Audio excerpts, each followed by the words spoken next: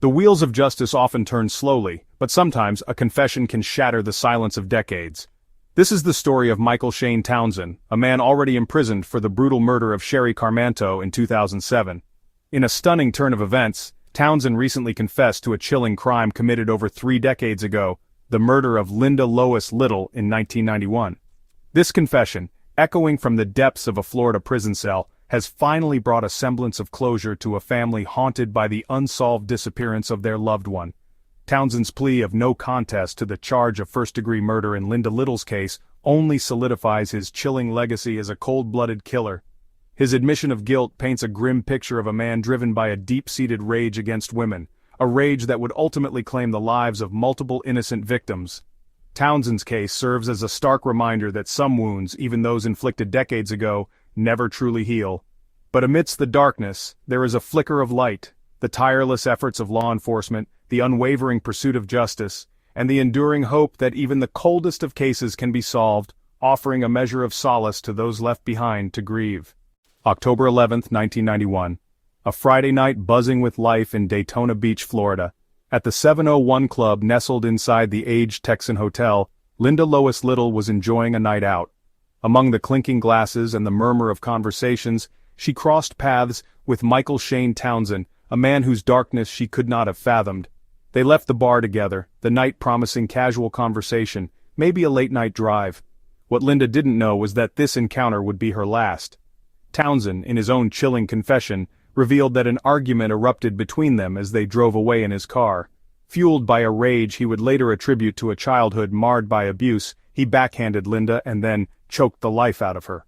Under the cover of darkness, he drove north on Interstate 95, crossing state lines into rural Georgia, where he disposed of Linda's body behind a dumpster, erasing her from the world he knew. Days turned into weeks, then months, then years.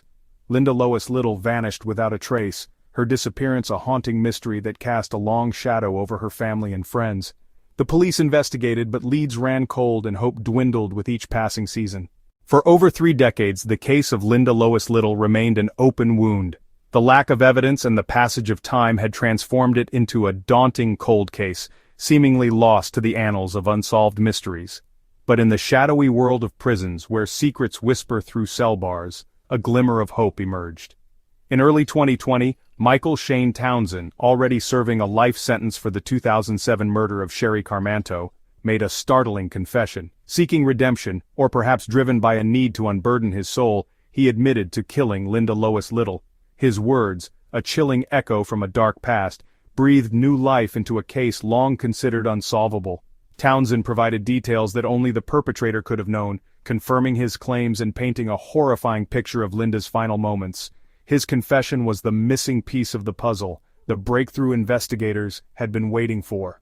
Finally, they had the evidence needed to indict him for Linda's murder.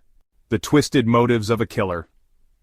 Behind Townson's confession lay a history of violence and a deeply disturbed psyche. He claimed that his horrific actions were rooted in a childhood ravaged by sexual abuse at the hands of his father and grandfather. The trauma, he argued, left him with a profound hatred for women and a warped sense of justice. He blamed his mother and other women for failing to protect him from the abuse he endured, projecting his anger and resentment onto innocent victims like Linda Lois Little and Sherry Carmanto.